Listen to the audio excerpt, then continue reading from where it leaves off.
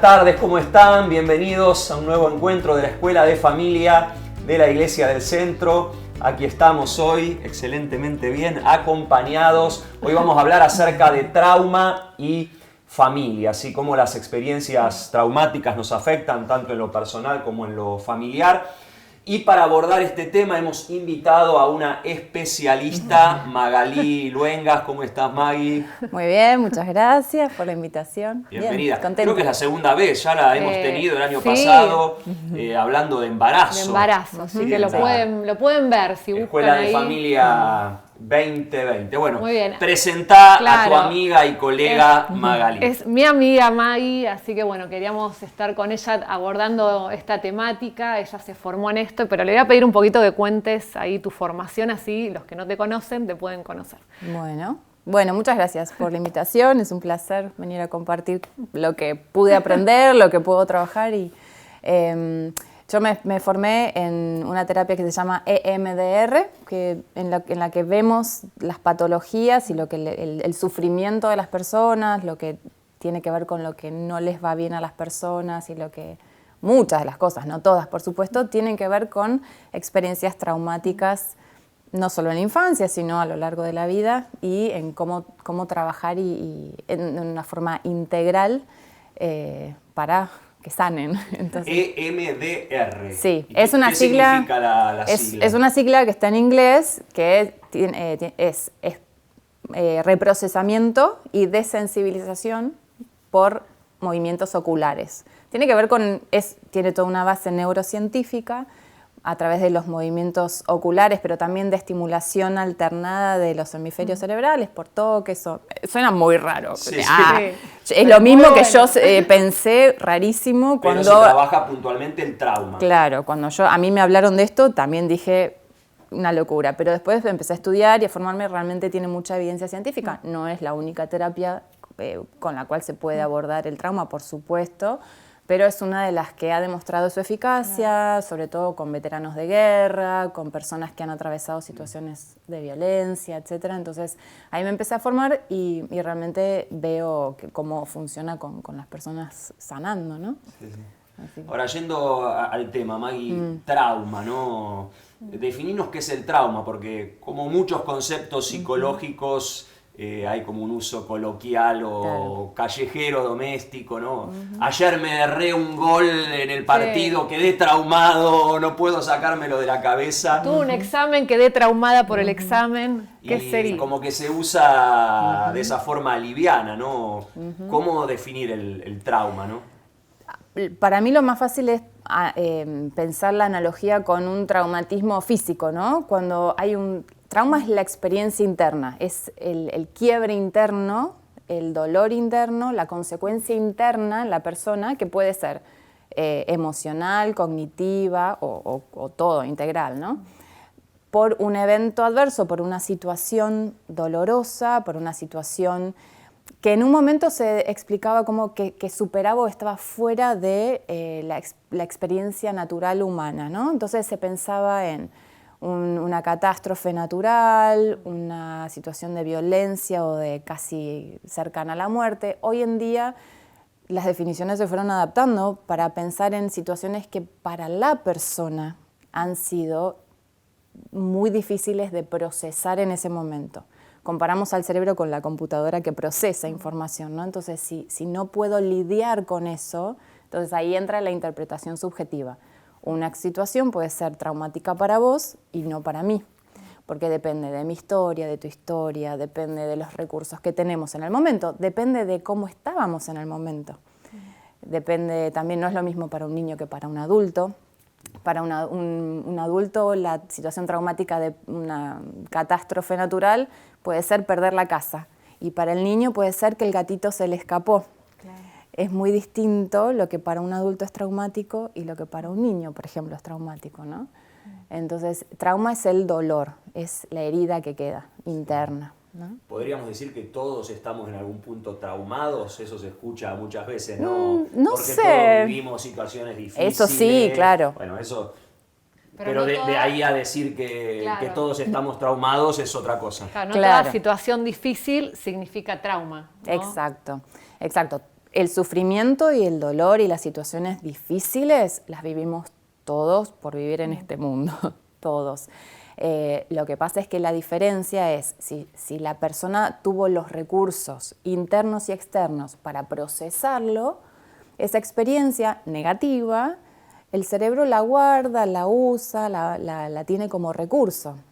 Ustedes, todos los que están mirando este programa, yo tenemos experiencias dolorosas que hoy las recordamos y nos acordamos que nos dolió, pero como las cicatrices, ¿no? Cuando algo cicatriza ya no duele y a veces eso el cuerpo lo hace naturalmente y a veces tenemos que ir al hospital a que nos den algún punto y algún tratamiento para que eso cicatrice y sane bien. Con lo emocional pasa lo mismo. A veces Dios nos creó con la capacidad de sanar, de tender hacia la salud, ¿no? Y a veces necesitamos una ayudita para que eso suceda, ¿no? ¿Y cuáles son las situaciones, digamos, más propensas a generar traumas? Recién mencionabas algunas, ¿no? Catástrofes o situaciones de violencia. En tu experiencia clínica, si tenés que elegir, no sé, 5 o 6 situaciones que vos decís, bueno, esto genera trauma, ¿no? Están toda experiencia que pone en peligro la vida o ante una lesión grave, propia o de un ser querido, ¿no? O de un ser cercano, o a veces que nos cuenten que tal persona o falleció o estuvo cerca de la muerte.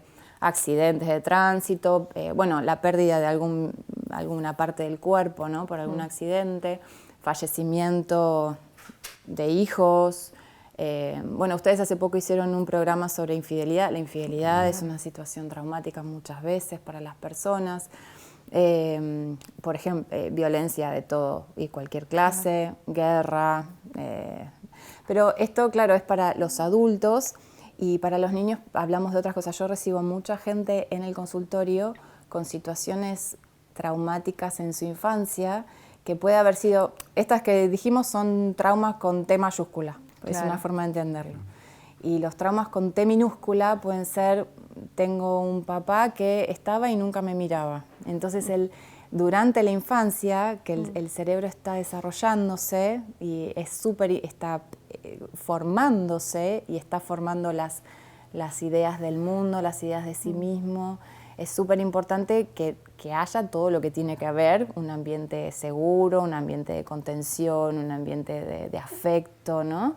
Y si eso no está, entonces puede generar trauma, ¿no? La creencia, por ejemplo, no soy importante. Si papá y mamá estaban ausentes, quizás porque eran adictos o depresivos, ¿no? Hay un montón de estas situaciones, no porque fueran malos padres en sí, pero porque hay padres que tienen sus propios problemas y cosas no resueltas y sus propias situaciones traumáticas no sanadas, entonces no están disponibles para los niños. Y el niño aprende, porque no tiene el recurso del adulto, que el mundo es peligroso, porque si lloro, tengo una necesidad y nadie responde, debe ser que no es importante o que no puedo contar con nadie. El factor más importante para que se genere trauma es el sentimiento de desprotección y de indefensión, que para el adulto también puede ser así, pero para el niño hay muchas más situaciones que pueden generar eso, ¿no? Sí, sí. Ahora, pensaba en función de lo que contabas recién, corregime si me equivoco, ¿no? Puede ser que las situaciones traumáticas vividas en el seno del hogar o ligadas a la familia sean más fuertes que las vividas fuera del hogar. No sé, un chico que tiene una maestra, por ejemplo, que le hace bullying, que lo desprecia, que lo trata de ignorante, de tonto. Distinto es que la que lo trata de tonto e ignorante sea la mamá o el papá. Puede ser que, digamos, las situaciones más traumáticas sean las que se viven dentro del hogar. Muchas veces sí, aunque el bullying en la escuela por parte de docentes y compañeros es grave y también es una de las situaciones que más vemos en el consultorio, pero exacto, cuando la persona que se supone me tiene que cuidar, amar y es más cercana y de la cual dependo 100%, es la que me está haciendo el daño, claro que hay un dolor más fuerte y una dificultad de procesarlo. ¿Cómo entiendo que mamá, papá sean los que están ejerciendo este daño? Sea cual sea, ¿no? Claro. Que a veces es tan sutil como mamá estaba, que de adulto lo puedo entender, mamá estaba ocupada haciendo cosas, tenía 5 hijos más, estaba trabajando. De adulto lo entiendo, pero si yo tenía 4 años, lo único que entiendo es que mi mamá no me dio bolilla y que mis necesidades pasaron desapercibidas. Claro. El ser humano es resiliente y avanza y se adapta y muchos crecimos en situaciones que no eran las ideales, casi todos crecimos en situaciones que no eran las ideales y armamos formas de superarnos. Muchas son positivas porque tuvimos ciertos recursos y acá la comunidad de fe es fundamental y esto que están haciendo, de hablar de los temas y generar espacios donde se hable de estas cosas es fundamental porque donde no hay una mamá que estuvo 100% disponible, bueno, puede haber una familia y una comunidad que acompañe, no solo a los chicos, sino a la mamá esa o al papá, ¿no? Por supuesto. Sabes que esto que está diciendo Maggie, que a veces sucede, ¿no? Que dice, ¿cómo voy a hablar esto si por ahí es una pavada? Con los problemas que tienen las personas, ¿cómo yo voy a estar contando esto si hay otros que se le muere gente, ¿no? Y por ahí lo que tiene el trauma es que uno queda instalado en ese momento, es como que se quedó en ese momento del tiempo, aún siendo chiquitita, por más que viene al consultorio o a la consejería pastoral más grande. Entonces también animar a esto, que aquello que a vos te detuvo en el tiempo, aquello que por ahí no te dejó avanzar y hay que trabajarlo, si solo no pudiste, ¿no? Y no minimizar lo que a uno le pasa, porque por ahí uno lo minimiza y no podés seguir avanzando. Y fue algo realmente traumático, nada más que por ahí este cuidador te dijo, bueno, ya está, ¿cómo te vas a llorar por eso? ¿Cómo vas a estar triste por esto otro? Y después se va sumando la gente que ayuda a que esa herida, en vez de cerrarse, haga por ahí cada vez más grande. Entonces podemos decir que está bueno que si algo te detuvo en la vida, que por lo menos lo puedas charlar, a ver si eso realmente fue una experiencia traumática y como vamos a seguir desarrollando este programa, que se puede sanar, se puede trabajar, ¿no? Sí, de hecho, un paciente me dio permiso para contar esta perlita, es una experiencia con su papá. Hay otras, porque no es solamente una experiencia, pero es un ejemplo. Con una situación con su papá, donde él entra a un lugar y una señora le dice, qué bien este chico, qué bueno, qué aplicado, que no sé, le da un cumplido, y el papá dice, bueno, no todo lo que brilla es oro. Entonces esa descalificación, este niño estaba empezando, este adolescente, empezando a sentirse bien con este cumplido, y de repente el golpe, ¿no? Por supuesto que esto, todos los papás nos equivocamos, todos los papás hacemos de estas cosas que no tendríamos que hacer en determinados momentos. El tema es cuando es la constante, ¿no? Es la trauma o la descalificación constante, ¿no? Repetida. No es una vez que yo dije, ay, anda, que no tengo tiempo, no, estoy cansada. Todos hacemos eso y todos lo superamos porque hay un colchón de experiencias positivas, ¿no? en nuestra vida. Sí, no, te preguntaba lo de cómo las situaciones familiares suelen ser las más traumáticas, porque me llamó la atención, ¿no? Mencionaste infidelidad, divorcio, maltrato, desprecio por parte de los padres. Cómo en esas situaciones siempre hay un otro y ese otro es alguien muy cercano a mí. No sé, en una catástrofe natural también es una situación traumática, pero ahí, bueno, es un evento fortuito del destino, de la naturaleza, a lo sumo me enojaré con Dios o quedaré traumado con la vida o con la divinidad, pero en el caso de la familia siempre hay un otro que me generó ese trauma intencionalmente o de forma inconsciente, pero cómo cuesta superar esas situaciones, ¿no? Un divorcio, una infidelidad, sin minimizar lo otro, ¿no? Otro concepto que se ha popularizado mucho, el estrés postraumático, ¿no? Esta situación cuando todavía está, no sé, a flor de piel la vivencia, ¿qué es el estrés postraumático y cómo hay que trabajarlo, ¿no?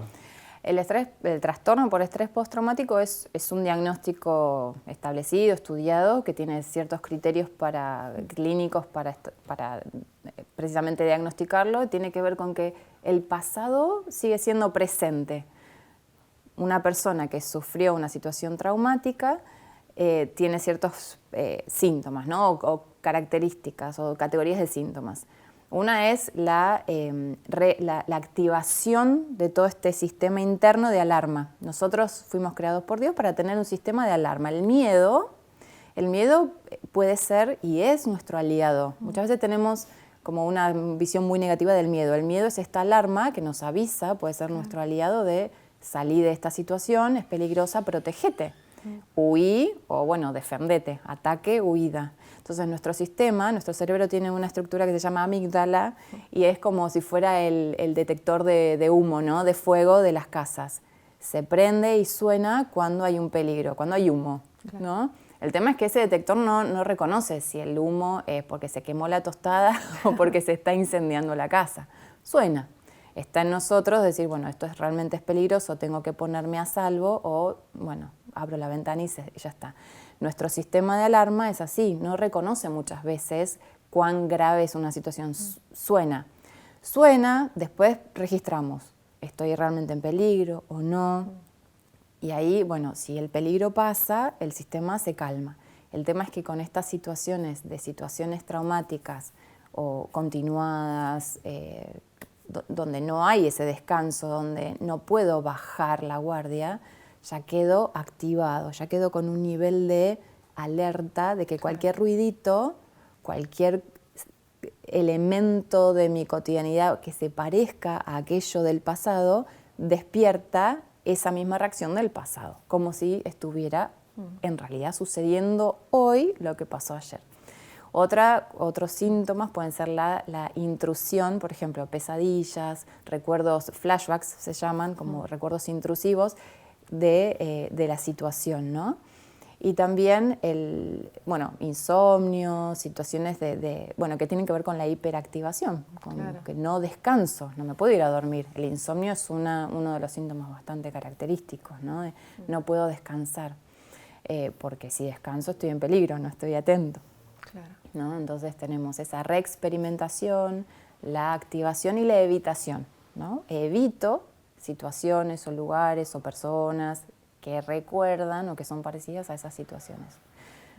Y eso puede ser de todo, personas, lugares, chicos que no quieren ir a la escuela, que a veces, es un nene que no quiere ir a la escuela, que se porta mal o tiene dolor de panza porque... Y quizás en la escuela están pasando cosas que le está siendo difícil procesar. Entonces, como familias, en lugar de, tenés que ir a la escuela igual porque es tu tarea, porque es lo único que tenés que hacer, dejate de jorobar. Bueno, ¿qué está pasando con ese niño? ¿Qué necesita ese niño, esa niña para poder resolver lo que está pasando en la escuela? Claro. Porque un niño no tiene miedo ni esa evitación porque sí. Claro. Si un niño siente la necesidad de evitar cualquier situación, tenemos que prestar atención.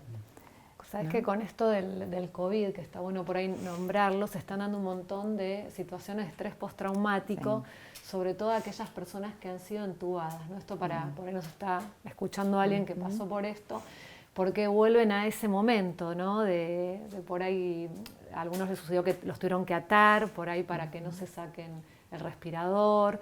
Bueno, y esto se está estudiando obviamente en el mundo, ¿no? Que después todos los síntomas que dijo May se están dando, pero mucha gente no sabe que eso es un estrés postraumático, ¿no? Intenta, la familia no lo entiende, deja de pensar en eso, y no es que lo piensa y dice, oye, yo voy a pensar ahora cuando estuve en el hospital, cuando me pasó esto, y en un punto va haciendo que tu vida se vaya empobreciendo, más que nada porque no sabe que está en un estrés postraumático y que hay cosas que suceden que no las manejas, como decía, se activa esa alarma en cualquier situación, por ahí un olor, me comentaron, me acordé, dormí, una pesadilla. Entonces, bueno, para que sepan que en este tiempo se está dando muchísimo esto y por ahí no está siendo tratado o no está siendo diagnosticado, ¿no? Que si alguien estuvo pasando por esto, digo COVID porque es algo que está sucediendo en este momento y hay mucha gente que estuvo en coma, que estuvo internada y que fueron por ahí situaciones complejas. Y la está pasando mal, ¿no? Y bueno, por eso queremos también hablar del trauma, ¿no? Porque acá también se puede dar un estrés postraumático. Seguro. Ahí, May, recién que mencionabas el tema de los chicos que por ahí no quieren ir a la escuela porque están viviendo situaciones traumáticas. ¿Qué hace una mamá, un papá para detectar cuando su hijo puede estar atravesando algún trauma, ¿no? En esto de no ver traumas por todos lados, pero sí verlos cuando realmente... los hay, ¿no? ¿Cuáles son esas alarmas que como padres deberíamos ver ahí sonando?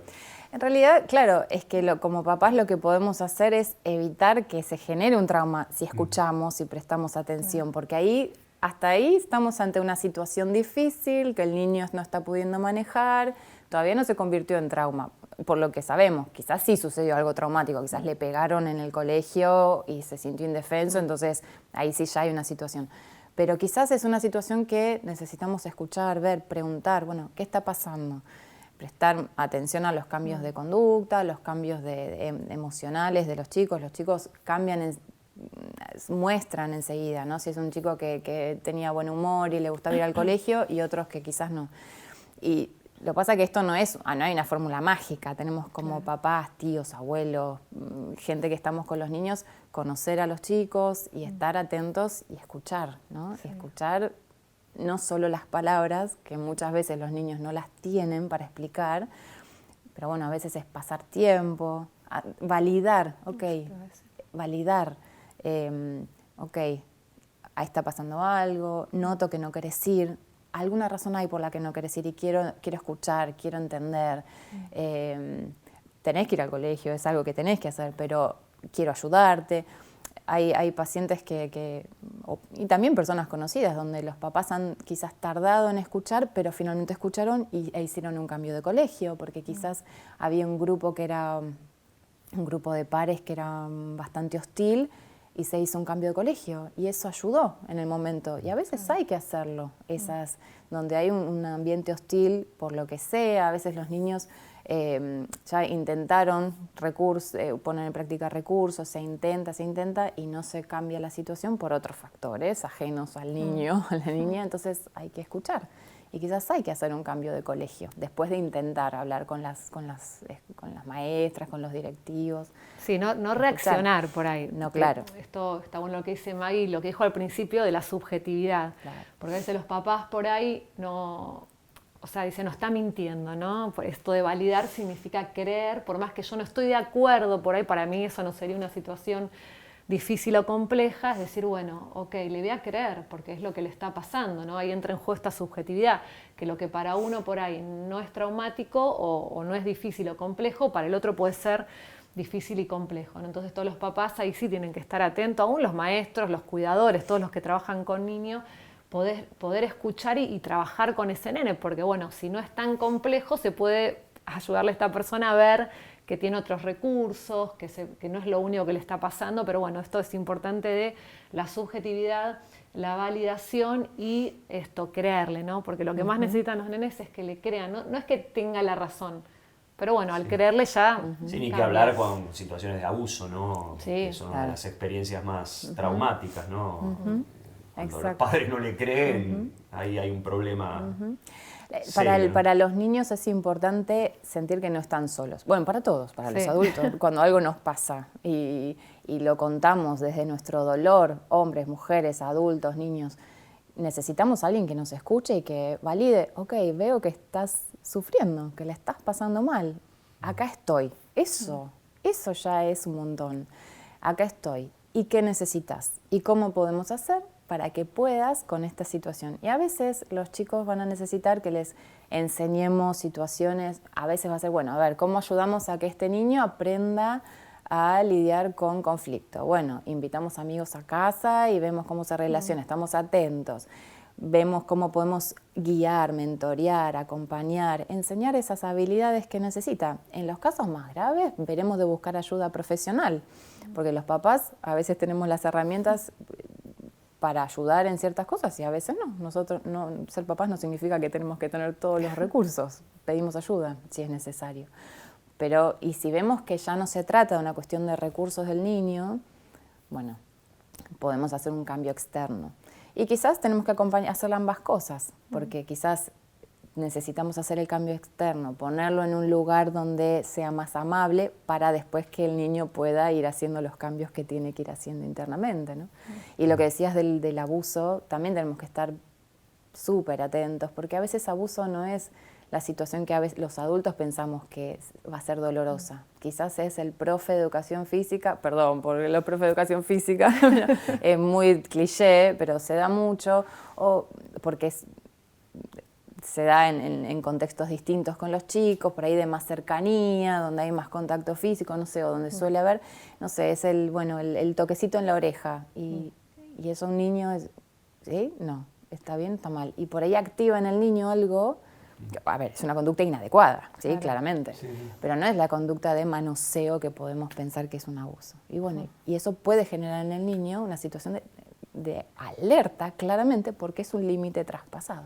Claro. Entonces, tenemos que escuchar, estar atentos y, bueno, ver que el niño sienta que puede decirnos las cosas porque le vamos a creer, ¿no? Acá está bueno una frase bastante recurrente de los padres, ¿no? Que creo que la tenemos que sacar de nuestro vocabulario, es: está llamando la atención. Claro. Lo hace para llamar la atención. Y la verdad que a veces, es una forma de hablar el llamar la Sí, atención. está necesitando llamar la atención. Exacto, algo te quiere decir, ¿no? Y el llamar la atención porque es un caprichoso, qué sé yo, y a veces nos olvidamos de lo que está queriendo decir a través de eso, ¿no? Que es un lenguaje, y esto es importante saberlo, no es que es un capricho, que nada, quiere que le prestemos atención porque si no, en realidad algo le está pasando a este nene o a esta nena. Entonces eso está bueno que los papás, eso lo tenemos, yo digo, sacarlo, porque cuando uno después empieza a atender chicos, es tan común, y aún en los padres, que ellos mismos te dicen, está queriendo llamar la atención, ok, pero ¿por qué quiere llamar la atención? ¿No? ¿Por qué está utilizando este recurso? Porque de una manera u otra no lo estamos viendo, porque por ahí intentó con la palabra, por ahí intentó escribiendo, por ahí intentó con un dibujo, y ahora necesita hacer un escándalo para decir, che, aquí estoy, algo me está pasando, ¿no? Y esto se da mucho en el trauma, porque por ahí esto que quería llamar la atención en un colegio, bueno, y todos van contra el nene, ¿viste? Es como que le dicen, bueno, el problemático. Y hay algo más, entonces poder traspasar esto, decir, bueno, ¿qué le está pasando? A veces es tomarte un ratito y prevenís, porque si esta conducta se sigue dando, el pibe dice, bueno, ya está, listo, y eso quedó. Y esa es una de las heridas, ¿no? Son esas pequeñas heridas del trauma que después se van haciendo como más grandes y te detienen en un momento. Entonces, bueno, como papás, como cuidadores, como docentes, como profes, estar atentos a esos nenes que llaman la atención. ¿Por qué están llamando la atención? ¿Qué nos quieren decir cuando llaman la atención, ¿no?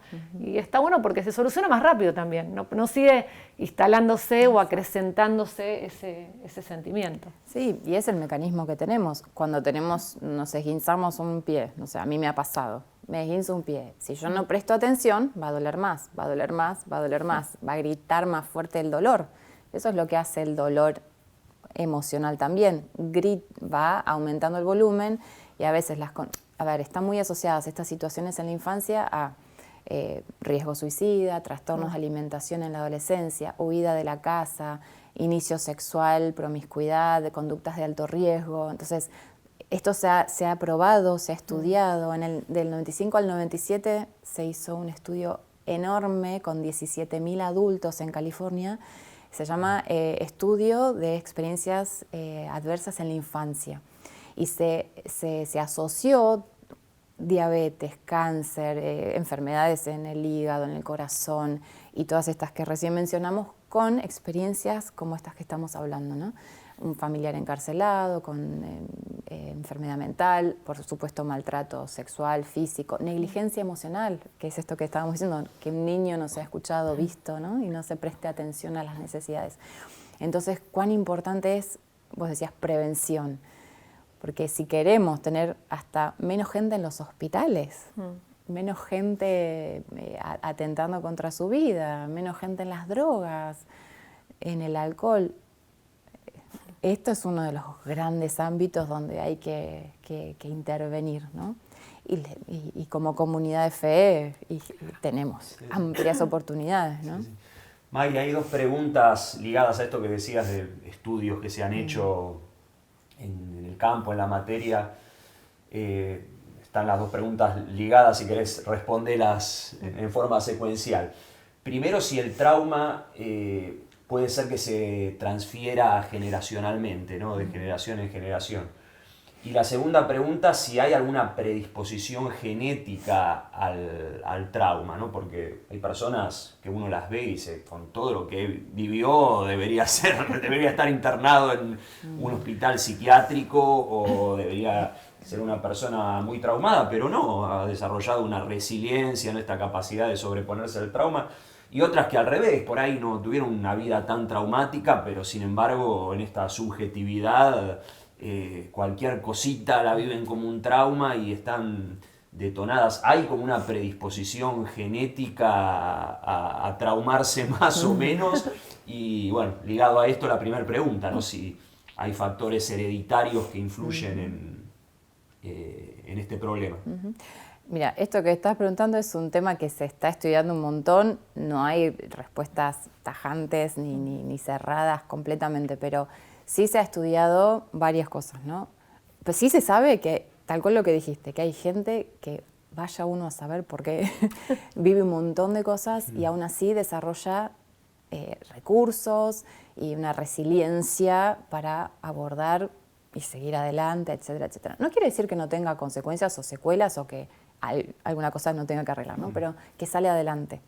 Se ha estudiado, por ejemplo, que niños que estaban en el vientre materno cuando sucedieron situaciones traumáticas, sí se han encontrado diferencias en los receptores de ciertos neurotransmisores en el cerebro que tienen que ver con el estrés, con los centros de estrés y con la capacidad de regular emociones. Entonces, que hay una base más, de más predisposición, ¿no? En algunas personas por el trauma de la mamá cuando estaba embarazada. Sí, aún escuché de hijos de, no sé, gente que vivió la guerra o que estuvo en campos de concentración, como que queda ese residuo, quizás una especie de estrés postraumático generacional, ¿no? Sí, y hay muchas teorías y muchas líneas de investigación acerca de eso, pero bueno, también imaginemos una persona que vivió la guerra, que todavía no lo resolvió, o sea, que está todavía en alerta. Esa persona cree que el mundo es peligroso, aunque sepa racionalmente que no, todavía siente que el mundo es peligroso. Entonces, cuando tiene un hijo, esto pasa mucho con los pacientes, que cuando tienen hijos adolescentes se le encienden todas las alarmas, pero por las situaciones vividas en su propia adolescencia, ¿no? Entonces, esos padres van a tener mucha dificultad en transmitirle a sus hijos: está bien, el mundo es un lugar seguro, podés... Sí, más que por una cuestión genética, por los mandatos o por lo que se vive en la familia. No sé, vinimos de la guerra, economía de ahorro, súper austeros, gasoleros, y bueno, eso se va traspasando. Exactamente. Y uno lo ve, ¿no? Hijos de rusos o alemanes que vinieron de la guerra que tienen, no sé si una mentalidad mezquina o avara, pero... Eso, ¿no? Hay que ahorrar. Es que es el miedo. Eso, claro. el miedo. Es el miedo. Claro, lo podemos evaluar, qué mezquino, qué avaro, qué agarrado, qué lo que sea. Pero cuando entendemos o cuando tenemos una mirada... No digo, hay gente avara, sí, seguro. Pero también hay gente con miedo. Claro. Sí, y es el miedo del pasado. Porque el miedo hoy ya no hay ninguna razón para el miedo hoy. Hoy tenemos recursos, hoy tenemos trabajo, hoy tenemos comida sobre la mesa, pero no, hoy tengo que comer. Hay mucha gente con trastornos de alimentación que tiene que ver con el miedo, con propios o porque pasaron hambre, entonces bueno, hay que comer esto, o quizás mañana no haya, entonces hoy tengo que comer esto, entonces quizás porque faltó o porque le faltó a las generaciones anteriores, o no puedo decir que no al trabajo. No puedo, si me ofrecen un trabajo lo tengo que tomar, no puedo decir que no. No puedo perder el trabajo, no puedo darme el lujo, no puedo arriesgarme. ¿Por qué? Por miedo. Porque cuando yo era chiquito, papá, mamá perdieron un trabajo, pasamos alguna experiencia, o porque papá y mamá tenían esta predisposición, porque en sus propias infancias. Entonces, puede haber algo genético, sí, claro, y se está estudiando, pero también no hace falta nada genético. Lo ambiental. Lo ambiental ya es suficiente, porque si yo como mamá tengo miedos, mis hijos los van a recibir, van a entender. Lo absorben en la cultura familiar. Porque el adulto es el que ayuda a regular al niño las emociones. Los niños no saben regular sus emociones. Cuando sienten miedo, no tienen nada que hacer, están desprotegidos, absolutamente. Necesitan, bueno, vení, acá está. ¿No? Vení a UPA, no pasa nada, está acá mamá. O sí pasó, pero acá está mamá. Porque lo traumático de un terremoto para el niño no es tanto el terremoto, sino estar solo. Si está en el terremoto, pero está en brazos de papá y mamá que le dicen va a estar todo bien, regula, modula la experiencia, ayuda a calmar. Un papá que se pone peor con el miedo que el niño no puede ayudarlo a calmarse. Entonces ese niño no va a tener la experiencia de tengo miedo, me calmo. ¿No? Se regula el papá menos se va a poder regular el hijo, ¿no? En ese momento. Claro, y ahí entran, bueno, todo este capítulo de las drogas, del alcohol, por ejemplo, o de ciertas experiencias de adrenalina, porque son situaciones que ayudan, entre comillas, a modular y a regular esas emociones. No siento el miedo, no siento el dolor, porque no encuentro otras formas de regular esas emociones, ¿no? Y esto es tal cual, de generación en generación, si esto se traspasa, porque si yo como papá, mamá, no puedo, no tengo el recurso para enseñar esto, entonces, claro, ahí hay una labilidad más grande. Este niño, ante cualquier situación que suceda, de conflicto, de peligro, no va a tener recursos para lidiar, entonces va a tener una consecuencia negativa. Va a ser el nene que se pone a llorar por cualquier cosa. ¿Eso qué va a pasar? Va a ser que sea más probable que se convierta en el punto de ataque, de burlas, etc. Y eso potencia toda esa situación y es una bola de nieve que se va haciendo cada vez más grande. Esto, lo que dice Maggie, es súper importante porque va más allá del trauma en realidad, ¿no? Y lo importante de resolver las cuestiones nuestras como adultos del pasado, ¿no? De decir, bueno, es más económico aparte porque te podés prevenir un montón de cuestiones con respecto a los hijos, ¿no? En este mundo tan individualista que uno dice, bueno, lo que me pasa a mí y solamente a mí y son mis fantasmas del pasado, ¿no? Que uno escucha a veces esa frase, ¿no? Son mis fantasmas, es mi pasado. Pero cuando uno ya tiene hijos, ya no son tus fantasmas que te afectan a vos, sino esto que se va pasando generacionalmente, como lo dice la Biblia, ¿no? Que saber que tenemos esta esperanza, que hay bendición generacional cuando se corta hacia atrás con todo eso que nos está pasando, ¿no? Entonces, por ahí los que nos están viendo, decir, bueno, al escuchar esto algo se dispara y dice, uy, es verdad, yo cuando era chica o esto o lo otro, poder resolverlo, ¿no? Y si no pudiste resolverlo sola, buscar ayuda y esta comunidad de fe que puede colaborar. Sí, ahí te quería preguntar, Maggie, antes de cómo resolverlo, cómo reconocerlo, ¿no? Porque no puedo resolver algo que no asumo. Porque, digamos, todos sufrimos cosas, tuvimos experiencias negativas, y uno va creciendo, los 20, los 30, y dice, bueno, le doy para adelante y ¿cuándo es que uno empieza a reconocer, uy, tengo un trauma que tengo que resolver, veo que me está afectando a mí, que está afectando a mi esposo, a mi esposa, a mis hijos? ¿Cómo darme cuenta en mí, no? Antes la pregunta era cómo ver los traumas en mis hijos, cómo verlos adentro mío, ¿no? Para mí, una de las formas más, no sé, simples es, a ver, ¿qué conducta, qué pensamiento, qué forma de relacionarme estoy teniendo cuando existe el conflicto interno de yo sé lo que tengo que hacer y hago lo contrario? Miserable de mí, diría Pablo. Más o menos. Bueno, entonces ahí hay que diferenciar. ¿Es mi pecado? ¿Es mi naturaleza? Bueno, o hay algo más. A ver, esto que se me dispara una reacción sobredimensionada o exagerada ante algo que puede ser neutro, ¿no? Algo que puede ser inocuo. No sé, los platos sin lavar en casa por 5 horas. Digo, y se me dispara una rabia exageradísima, porque es una cosa inocua. O alguien no me contesta un WhatsApp, ¿no? Por 2 horas. Y se despiertan, no sé, unos celos irracionales. O cosas ante ruidos o ante... Sí, cuando decís estoy mal, me está pasando algo. Claro, que quizás uno no se da cuenta. No me reconozco, digamos. Claro. Pero quizás uno no se da cuenta, sí. Pero necesita de otro que pará, estás reaccionando ante esto que es, sí, es así demasiado. Chiquito y así. Ahí probablemente haya algo, ¿no? O me venía esto a la mente y no quiero dejarlo pasar. Hay muchas personas que les es difícil creer que son amadas, ¿no? Que son amadas incluso por Dios, ¿no? Estamos en la iglesia y lo saben. Y hemisferio, es que yo hago esta diferencia. Hemisferio izquierdo racional, yo lo sé, pero no lo siento. O cabeza, corazón, ¿no? Como quieran ponerlo. Yo lo sé en la teoría, pero no lo puedo vivir, no lo puedo experimentar. O que alguien me diga te quiero y yo no lo puedo, o Dios me dice, y no lo puedo sentir. Ahí hay algo probablemente también que tenga que ver con experiencias pasadas.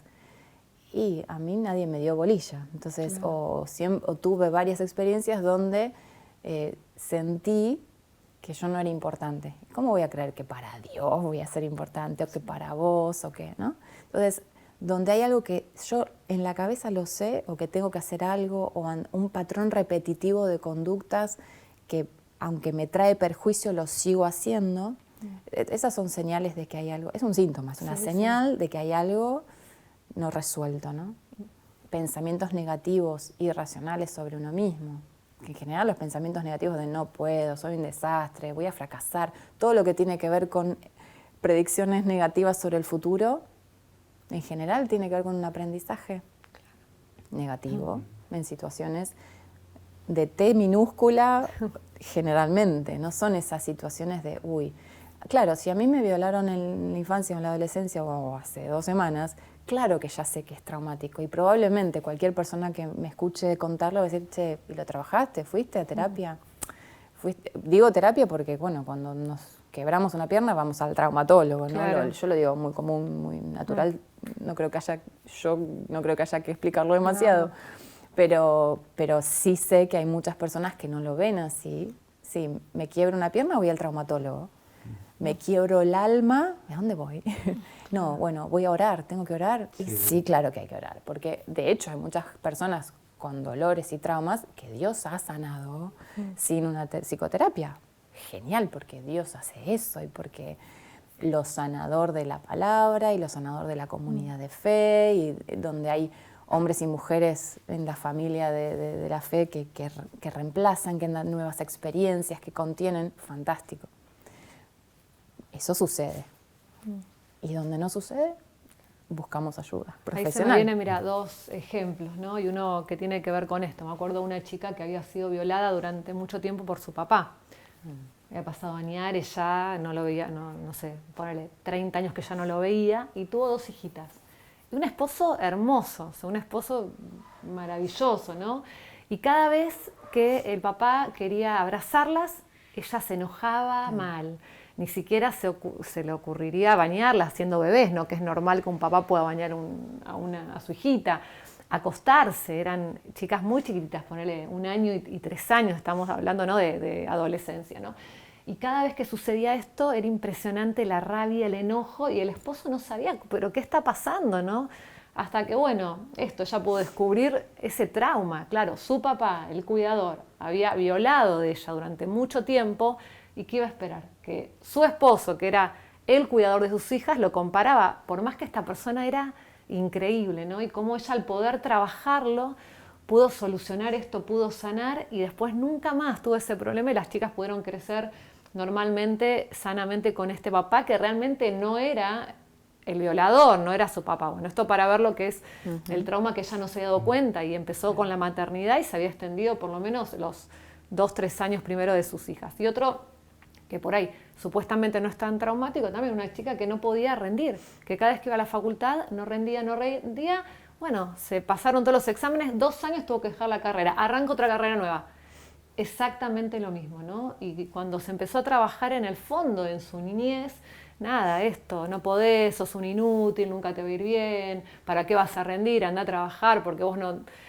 Bueno, esto es traumático, ¿no? Que pasó mucho tiempo después y estuvo casi 2 años que perdió la carrera, pero no se daba cuenta, no era normal que uno diga, bueno, no es que rendía mal, no iba a rendir, o sea, ni siquiera tenía la posibilidad de esta. Bueno, por eso es un ejemplo de lo que está diciendo May, de cómo el trauma a veces te deja instalado en ese momento. Y pensando, perdón, en este ejemplo de la mamá con las nenas, si esto no se solucionaba, esas nenas iban, cada vez que el papá se acercaba a ellas, veían a la mamá diciendo, no, esto no. Entonces ellas mismas probablemente empezaran a aprender, el papá es peligroso. Claro. Por ende, hombres peligrosos. Entonces, si bien las niñas no habían vivido nada con su papá, el trauma de la mamá les hubiera generado estos síntomas y estas experiencias a las chicas, hablando de lo transgeneracional. Sí, pensando en ese caso también, antes decíamos cómo los traumas más profundos son los que se viven en el hogar, y cómo el contexto de hogar, cuando uno forma su familia, siempre es el gran espejo que expone esos traumas que por ahí a los 20 y pico, 30, uno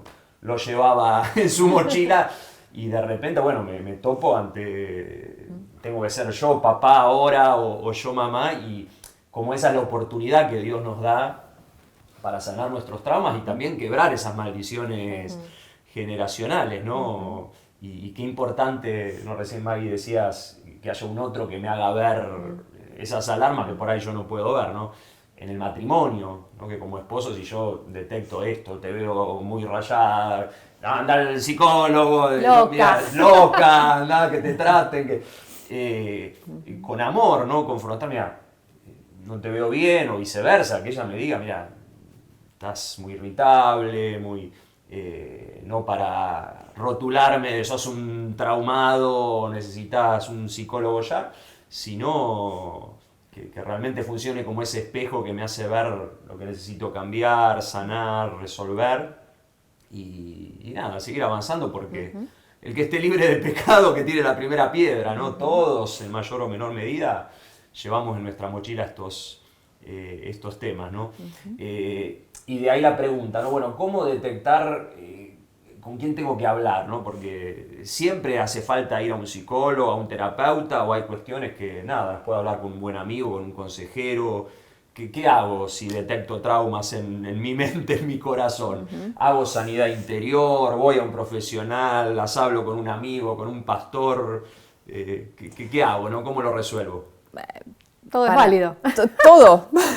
Para mí lo que siempre, abunda no daña, dice. Para mí siempre de menos a más, creo yo. Bueno, empezás a darte cuenta de algo, lo hablas con tu cónyuge o con un amigo cercano, alguien que te conoce mucho. Lo hablas con alguien, algún referente. Empezás a, dentro de la luz que vos podés tener, lo que te diste cuenta, empezás a decir, bueno, a ver, bueno, esto oro, esto empiezo a hacer cambios. Leo algún libro sobre el tema. No sé, los recursos que están a mano, los más sencillos, de menos a más. Bueno, pasa un tiempo, veo que hay algo que yo mismo no puedo, con la ayuda que estoy buscando no puedo, busco un poco más de ayuda especializada. Sanidad interior, psicoterapia, son dos cosas distintas, dos cosas que para mí en paralelo es una bomba de sanidad. Pero bueno, si es necesario, creo que hay que perderle el miedo un poco lo repetimos un montón y ustedes lo han repetido un montón también en la escuela de familia, perderle el miedo o sacar los prejuicios con respecto a la ayuda profesional en lo mental y emocional, ¿no? A veces se necesita un psiquiatra también, ¿no? Sí. Que es súper importante esto, ¿no? Que decís, bueno, a veces ese médico que por ahí te va a ayudar cuando no paran por ahí esos pensamientos que no paran, hiciste de todo y a veces, bueno, nada, el psiquiatra ayuda con la medicación, ¿no? Que está buena, desde un lado químico, podríamos decir, ayuda también a estabilizar para que después uno pueda trabajar desde un lado de psicoterapia, ¿no? Sí, y un paso más, a veces es la muleta mientras sano y a veces va a ser algo que será necesario de por vida en algunas situaciones, lamentablemente, porque a veces podemos enfermarnos o tener un accidente físico o enfermarnos y a veces las condiciones físicas son reversibles con un tratamiento y a veces no. Y con lo mental, el cerebro es un órgano físico y donde no está pudiendo hacer lo que tiene que hacer naturalmente y quizás va a necesitar la ayuda constante y crónica. Para el diabético la insulina es fantástico tenerla porque lo ayuda a tener la calidad de vida que puede tener aún con la enfermedad, ¿no? Aún cuando su sistema no produce lo que tiene que producir. Entonces con lo mental pasa lo mismo. Entonces de menos a más, ¿no? Lo que yo creo y como yo trabajo es donde logramos las cosas en terapia, donde ya tenés las herramientas, andá y viví, no necesitas la terapia siempre. En Buenos Aires tenemos mucho la cultura de el psicólogo me dijo, el terapeuta me dijo, el psicólogo, mi psicólogo, aparte ya somos propiedad de los pacientes, mi psicólogo me dijo tal cosa. Y dependemos como cultura, ¿no? Se depende mucho de esta figura y no tiene que ser así. Claro. Es un servicio, es una ayuda para un momento, para resolver, para ganar herramientas y seguir viviendo en la sanidad, ¿no? Como el consejero, libertad. Exactamente lo mismo, ¿no? Es decir, no necesito un consejero toda la vida, sino que hay momentos que creer, ¿no? Porque también va a ser creer en esa sanidad, creer que ese trauma realmente se disolvió, podríamos decirlo de alguna manera, quedó en el pasado y fue sanado. Ahí, Maggie, preguntarte, hasta ahora hablamos de trauma en el plano personal, individual. ¿Hay traumas familiares, no? ¿Qué pasa cuando una familia vive una experiencia traumática? No sé, un accidente donde mueren varios miembros de la familia o una catástrofe. ¿Cómo abordar, ¿no?, el trauma ya comunitario, por llamarlo de alguna forma? Claro, eso te iba a decir, que no solo familiar, a veces es comunitario. Me ha tocado conocer, no trabajé personalmente, pero conocer casos de, no sé, un alumno en un colegio que se suicida y el trauma de todo el alumnado del colegio. O bueno, ni que hablar de estos atentados en los colegios, o bueno, situaciones comunitarias. Sí, la pandemia podemos decir que ha sido un trauma También, mundial, ¿no? Exactamente. Ahí hay dos temas, ¿no? Hay formas de trabajar comunitariamente, desde varias formas de terapia se trabaja con el trauma comunitario. Lo que pasa es que ahí se aborda los síntomas que tienen más que ver con el estrés postraumático, claramente, y con lo que tiene que ver solo con ese episodio. Después hay que prestar atención al individuo, porque no es lo mismo, a ver, si fallece la mamá de una familia, claramente el cónyuge va a tener sus dificultades, su sufrimiento, su duelo. Si encima tiene duelos no resueltos, de otras pérdidas que no resolvió bien, va a ser más difícil para resolverlo. Y sus hijos van a tener, hay que ver la individualidad y también lo comunitario, ¿no? Siempre hay que pensarlo. Sí, es más que nada por ahí, por ejemplo, nosotros desde la iglesia poder pensarlo de un lado sistémico, ¿no? Claro. Porque a veces se trabaja con esa persona sola que supuestamente es la que tiene el trauma, pero no se trabaja con la repercusión que ese trauma tiene con la familia. Entonces, desde un lado por ahí que uno sí podría ver, es decir, prestar atención a cada integrante de la familia, no solamente a uno. Ya desde ahí, comunitariamente, como iglesia, podemos hacer un montón de cosas, porque al ver eso uno después tiene recursos. Che, conozco a este médico, conozco acá, y uno va armando redes, ¿no? Redes comunitarias, y esto va sanando. Y hoy se habla muchísimo de la resiliencia, ¿no? Como parte de ese aprendizaje y de esa también sanidad en eventos que son catastróficos, ¿no? No solamente un accidente, sino algo, esta pandemia, ponele, o lo que sea. Entonces, bueno, también desde ese lado a veces uno dice, no puedo hacer mucho yo, no soy psicóloga, nos están mirando y dicen, no soy psicóloga, ¿qué voy a hacer? Pero ya la ayuda de uno, la intervención de una persona en esa familia no es la que va a resolver, pero es la que te puede dar una idea. Che, ¿por qué no hablas con la psicóloga esta que conozco? ¿Por qué no vas a esta iglesia? ¿Por qué no preguntamos a la maestra o al pediatra? ¿No? Y ahí se puede armar una red, digo yo, sanadora, ¿no? No necesariamente porque uno va a hacer todo, sino que va a ser ese eslabón de esa cadena, ¿no? Que va a poder, podemos decir, hacer como un círculo de cuidado en esa familia, ¿no? O en esa comunidad. Sí, sí. Ya que mencionaste este tema, ¿no?, de la importancia de la comunidad como factor preventivo, ¿no? Sí. Estuvimos hablando de la restauración, ¿no?, de cómo sobreponerse a esos traumas. La realidad es que vamos a seguir viviendo, por lo menos de este lado de la eternidad, situaciones traumáticas, difíciles. ¿Cuáles son esos recursos preventivos que tengo que tener tanto en lo personal como familiarmente, ¿no?, que ante situaciones que nos va a tocar vivir lamentablemente, cómo evitar que se transformen en trauma, ¿no? Porque en definitiva se trata de eso, ¿no? En esto de que es trauma en tanto y en cuanto yo lo tome como una situación traumática, ¿no? Sí, recordando esto, que uno de los factores que más influye es el sentimiento de soledad, desprotección e indefensión. Entonces, hay situaciones donde toda la comunidad se va a sentir indefensa, desprotegida, y hay situaciones donde la comunidad puede hacer de factor preventivo. Esto está estudiado, pero más allá no es porque somos gente de fe y decimos la comunidad de fe o la comunidad. Sí, no. sí, cualquier tipo de comunidad. Cualquier tipo de comunidad. Por eso es tan importante, por ejemplo, cuando que los chicos hagan deporte y tengan comunidad en el club, por ejemplo. Muchas veces el club, el grupo, el deporte, el ambiente de comunidad y de conexión es importantísimo para chicos y adultos también. Pero bueno, buen estado de salud física. O sea, vamos de lo más básico a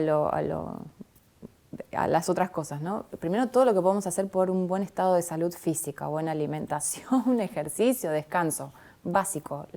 El cuerpo tiene que estar al máximo posible para enfrentar situaciones, ¿no? De las que vengan. Y después conexión, para mí es lo que una y otra vez, conexión y cercanía, y hay otro que está conmigo, estoy acompañado, entonces como papás, como familia. Toda esta programación que hacen desde la Iglesia del Centro, desde toda la pandemia, le ha salvado, me parece, la salud mental a varios. No sé si... Sí, tal cual. No estoy solo, estoy haciendo estoy haciendo algo de gimnasia todas las mañanas. Y escucho a otra gente que está pasando lo mismo, y oramos unos por otros, y nos hablamos por el chat, y no sé, estamos acompañados y estamos... Esto no quita que haya personas que hayan sufrido y que hayan igualmente, a pesar de esto, tenido síntomas y situaciones traumáticas a partir de esto, ¿no? Pero hace un montón, conecto, y como papá, familia, cuidadores de niños, por ejemplo, o unos de otros incluso.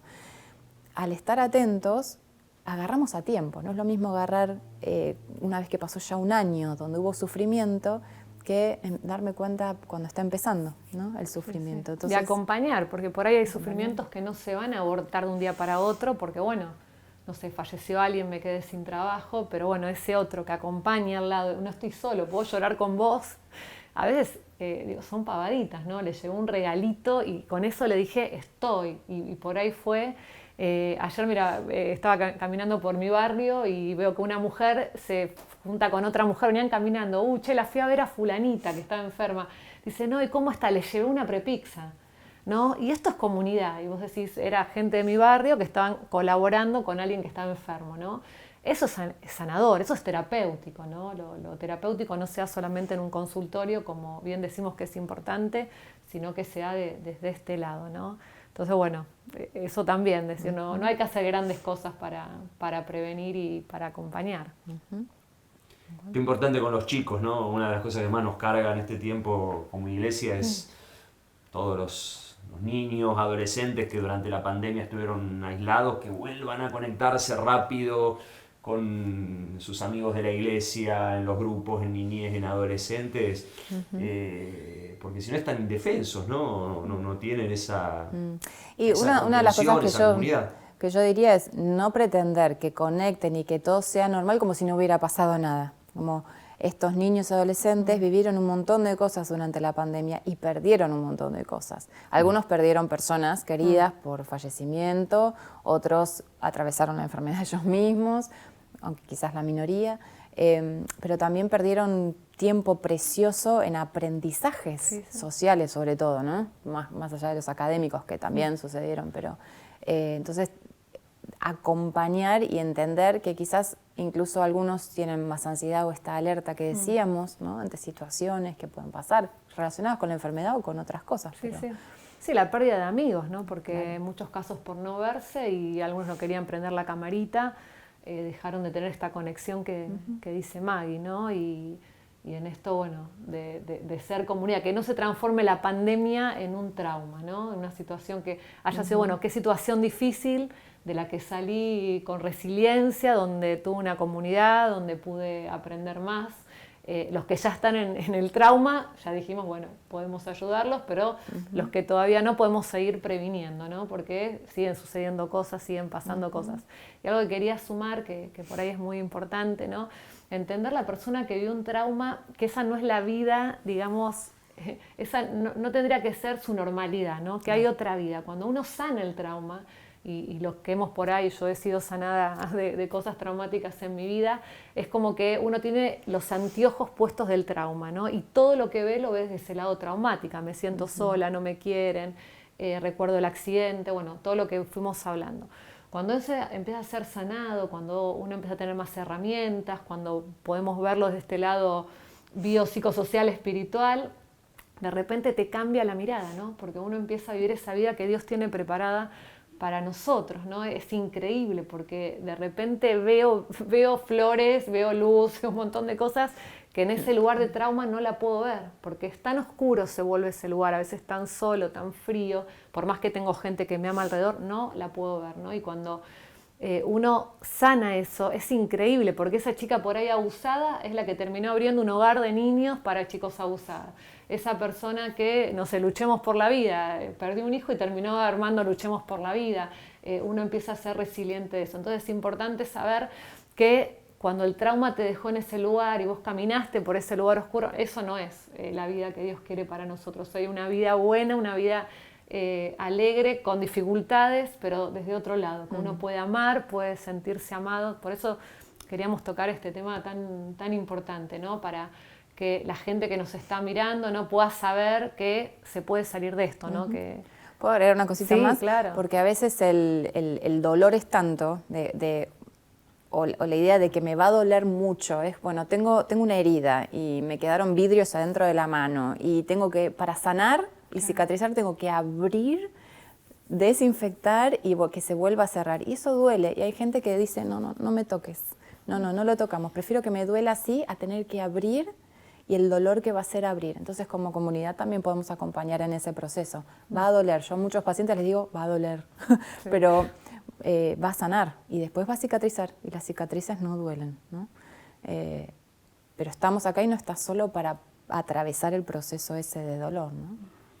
Maggie, se nos ha volado la hora, millones de gracias. Como todos los temas que hablamos en esta escuela son enormes, da para abrirlos todavía mucho más, pero bueno, queremos, como bien decía Vale, llevar esperanza, que se saquen el temor, la vergüenza, que abramos los corazones para poder sanarnos en lo personal y también familiarmente, ¿no? Es importante esto de detectar esas cosas que nos han afectado y que pueden llegar a afectar a nuestros hijos para dejar un legado de sanidad, de bendición y nada, afectar positivamente las futuras generaciones. Así que millones de gracias, Maggie. Un placer, gracias a ustedes, un placer. Bueno, y abrazo grande a todos ahí del otro lado, Dios los bendiga y nos encontramos el próximo miércoles en un nuevo encuentro de la Escuela de Familia.